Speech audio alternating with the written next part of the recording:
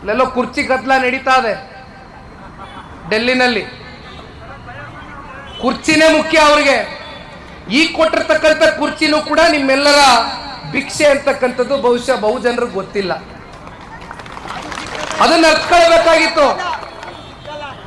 ನಾನು ಯಾವಾಗ್ಲೂ ಒಂದು ಮಾತು ಹೇಳ್ತೇನೆ ತಾಯಿ, ಅಧಿಕಾರ ಅಂತಕ್ಕಂಥದ್ದು ನೀವು ಕೊಡ್ತಕ್ಕಂಥ ಭಿಕ್ಷೆ.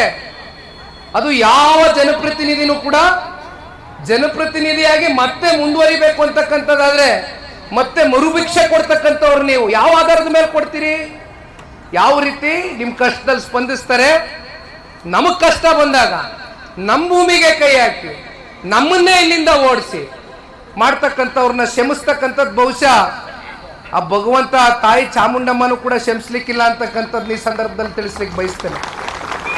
ಹಾಗಾಗಿ ದಯವಿಟ್ಟು ಮಾಧ್ಯಮದ ಮಿತ್ರರಿಗೆ ನಾನು ಹೇಳಲಿಕ್ಕೆ ಬಯಸ್ತೇನೆ, ಇವತ್ತಿನ ಸಂಪೂರ್ಣ ವರದಿ ನಿಮಗೆ ಸ್ವಲ್ಪ ಕಷ್ಟ ಆಗ್ಬೋದು.